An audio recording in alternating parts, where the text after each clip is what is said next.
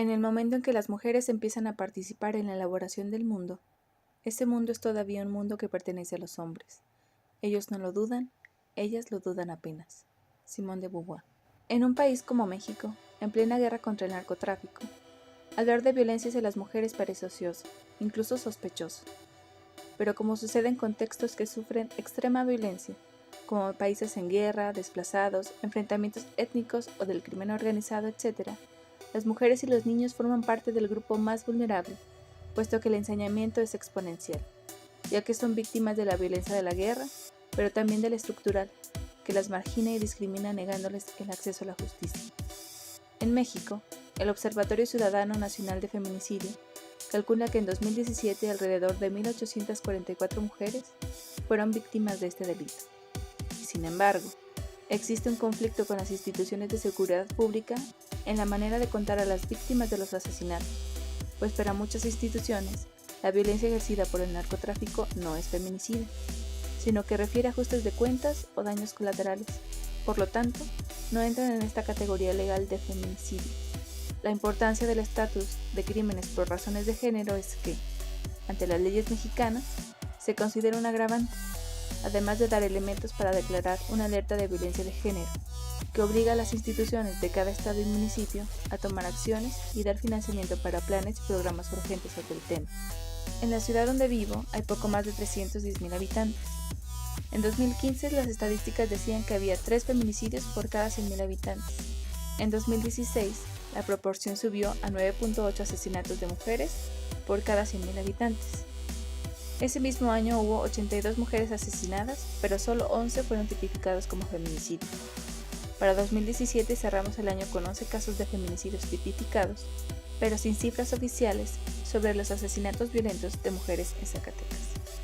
En México, siendo un país tan profundamente machista, no es de extrañarse que los cuerpos de las mujeres se traten como objetos y propiedades de padres, hermanos, esposos, profesores, narcotraficantes, militares, policías, clérigos y políticos.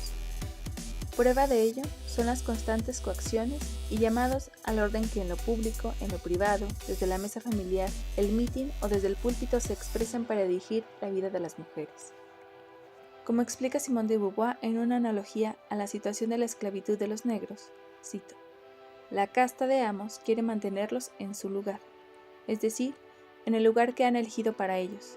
En ambos casos, se deshace en elogios sobre las virtudes del buen negro, del alma inconsciente, pueril y reidora del negro resignado, y de la mujer verdaderamente mujer, es decir, frívola, pueril, irresponsable, la mujer sometida al hombre.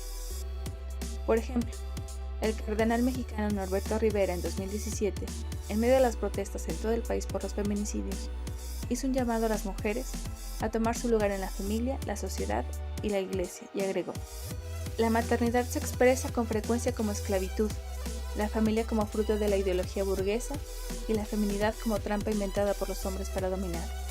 Un feminismo así nos llevaría a una sociedad de alienados, a una en la que con el pretexto de igualdad nadie tendría identidad.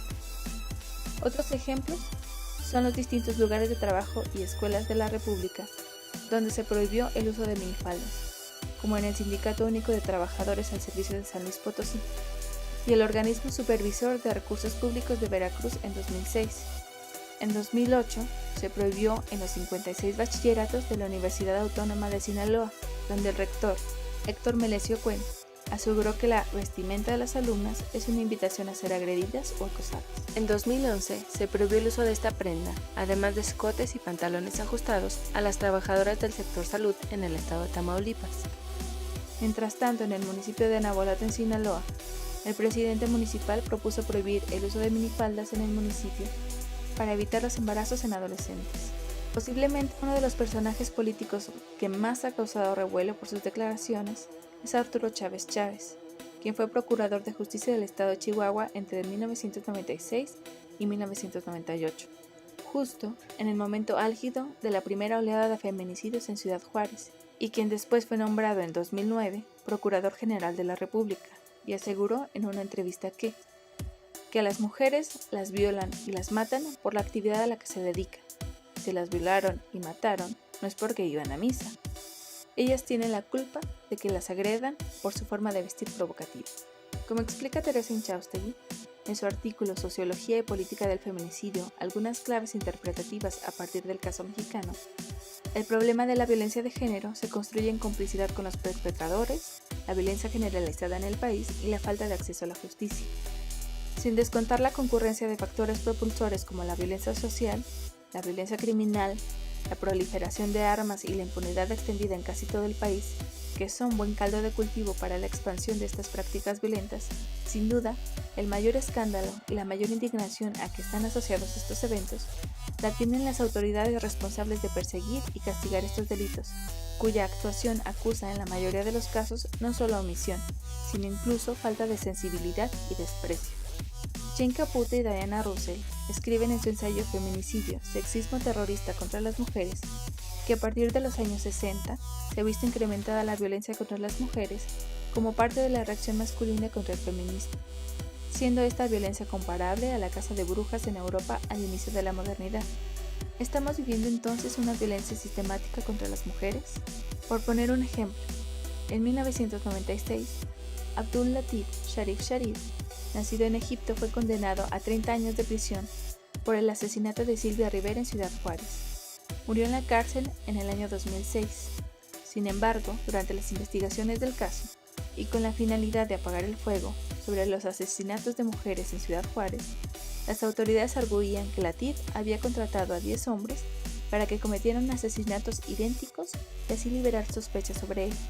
Esta banda se autodenominó Los Rebeldes, pero su relación con Latif no pudo ser probada. En 1996 fueron condenados por la violación y asesinato de 17 mujeres. A 3 de estos feminicidas se les redujo la condena en 2006 y 2 hombres más fueron absueltos por falta de pruebas. Sin embargo, los asesinatos en Ciudad Juárez siguieron ocurriendo. La base de datos del Colegio de la Frontera del Norte tiene registro de 499 feminicidios en la ciudad de 1993 a 2007, mientras que de 2008 a 2017 se documentan cerca de 1.720 casos en este lugar.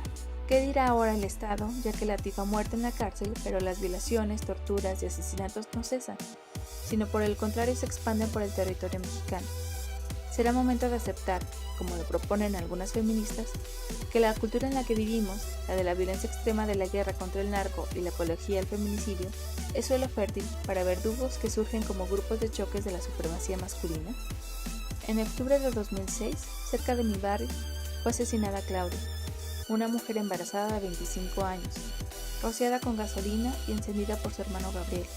La familia de ambos sostuvo que Gabriel consumía drogas y había tenido una discusión con su hermano. Al parecer, Gabriel intentaba incendiar la casa y Claudia quiso impedirlo. Los medios de comunicación informaron que el asesino era esquizofrénico y fue condenado a 30 años de prisión en el pabellón psiquiátrico. Por poner otros ejemplos, varios casos de feminicidios en mi ciudad han sido perpetrados por las parejas de las víctimas, como venganza por la ruptura de la relación. Otros más, como los 2 homicidios múltiples consumados en 2016, uno en un restaurante del municipio de Fresnillo donde murieron 4 mujeres, y el otro, donde fueron encontradas 5 mujeres baleadas en una camioneta en el municipio de Juan Aldama.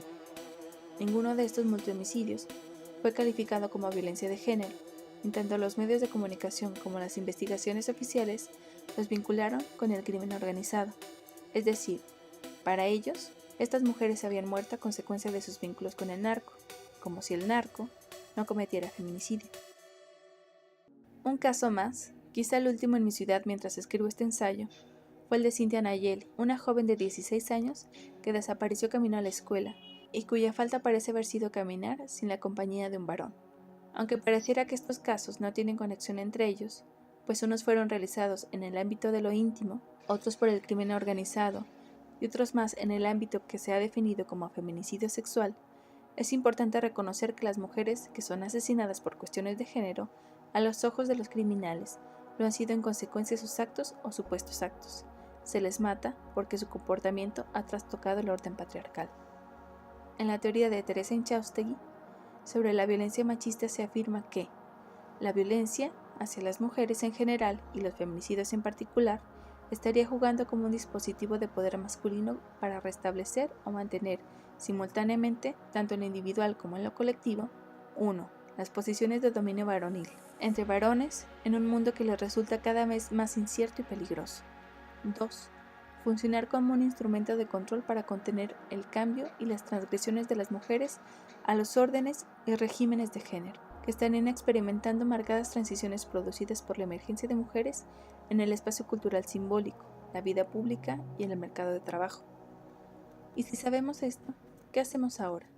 El Estado mexicano ha realizado varios esfuerzos en busca de erradicar la violencia de género. Sin embargo, diversas organizaciones como el Observatorio Ciudadano Nacional del Feminicidio y X, Justicia para las Mujeres, denuncian que estos esfuerzos son insuficientes y están de raíz mal gestionados, como la repartición presupuestaria de la Comisión Nacional para Prevenir y Erradicar la Violencia contra las Mujeres, CONAVIM, y la continuación de estereotipos de género que hacen algunas instancias como las unidades de género del Poder Judicial y otros casos como los Centros de Justicia para las Mujeres, CEJUM, que dependen completamente del Poder Judicial y el Ministerio Público, lo que puede dar lugar a problemáticas como la denunciada en Zacatecas, donde el subprocurador de investigaciones Jesús Manuel Valerio y el procurador de Justicia del Estado Francisco Murillo Ruiseco han sido acusados de interferir en una investigación por la presunta violación a una mujer por un alto mando de la Policía Ministerial. Pero existen otras voces que proponen actuar desde la autodefensa, como lo son los distintos talleres de defensa personal que han surgido por todo el país, así como los dispositivos como tasters, navajas, boxer, gas pimienta, etc., que muchas veces funcionan más desde el lado simbólico que en un enfrentamiento cuerpo a cuerpo. Pero como lo ha dicho Virginie Despont, el día que los hombres tengan miedo a que se les lacere la polla a golpe de cúter cuando acosen a una chica, seguro que de repente sabrán controlar mejor sus pasiones masculinas y comprender lo que quiere decir no. O existen otras propuestas que se unen al escrito por Virginia Woolf, es decir que una mujer necesita una habitación propia y 500 libras al año, y que estas dos cosas son condición necesaria para que las mujeres tengan libertad intelectual. Y sin embargo, es la misma Woolf quien interpela el enfoque individualista de esta propuesta, que en el mejor de los casos garantiza la seguridad y la libertad sexual y económica de una mujer o de unas cuantas, y cito: porque yo creo que si vivimos aproximadamente otro siglo, me refiero a la vida común, que es la vida verdadera, no a las pequeñas vidas separadas que vivimos como individuos, y si cada una de nosotras tiene 500 libras al año y una habitación propia, si nos hemos acostumbrado a la libertad y tenemos el valor de escribir exactamente lo que pensamos, si nos evadimos un poco de la sala de estar común y vemos a los seres humanos no siempre desde el punto de vista de su relación entre ellos, sino de su relación con la realidad, entonces llegará la oportunidad y la poetisa muerta que fue la hermana de Shakespeare recobrará el cuerpo del que tan a menudo se le ha despojado, extrayendo su vida de las vidas de las desconocidas que fueron sus antepasadas. Como su hermano hizo antes que ella nacerá. Yo sostengo que vendrá si trabajamos por ella, y que hacer este trabajo, aún en la pobreza y la oscuridad, merece la pena. Virginia Woolf. Uno de los primeros retos es lograr un piso común, esas 500 libras y esa habitación propia para todas las mujeres, para desde ahí aglutinar esfuerzos y ejercer presión para conseguir metas determinadas. Lo que está en disputa es la vida y las narrativas, y en definitiva requiere de un esfuerzo colectivo e interseccional para aspirar a una sociedad más igualitaria para todas. Se trata de ampliar los derechos de las mujeres, atendiendo a sus circunstancias particulares de raza, lengua, clase, identidad de género, etc., pero actuando coordinadamente en una lucha común. Un ejemplo de esto son los asuntos de las mujeres en las comunidades zapatistas. Como explica María del Pilar Padierna, cito: en lo que respecta a las formas de acceso a los derechos, mientras el feminismo nacional hace hincapié en la necesidad de acceso a los derechos para el disfrute individual de los mismos, las mujeres zapatistas insisten en el disfrute colectivo de esos derechos. Las distintas iniciativas que plantean para la atención de sus demandas incluyen una concepción de comunidad en la que los derechos se defienden en colectivo, no de manera individual. Esto es evidente también en las formas organizativas al interior de las comunidades. El trabajo colectivo, la distribución de los recursos, las responsabilidades y cargos se orientan hacia una idea de comunitarismo, en donde el bien general predomina sobre las concepciones individualistas. Los asuntos de las mujeres zapatistas entendieron en su momento que la lucha por los derechos es una lucha constante, y como Virginia Woolf nos invitaron a pensar en lo que habremos de lograr para las generaciones por venir. La lucha es por la vida y es sin duda una lucha de largo aliento. y es menester de todas y todos procurar que más y más derechos se vayan conquistando.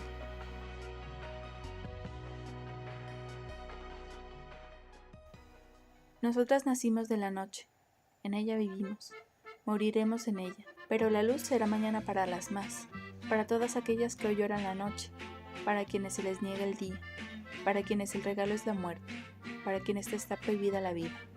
Para todas la luz, para todas todo, para nosotras el dolor y la angustia, para nosotras la alegre rebeldía, para nosotras el fruto negado, para nosotras la dignidad insurrecta, para nosotras nada.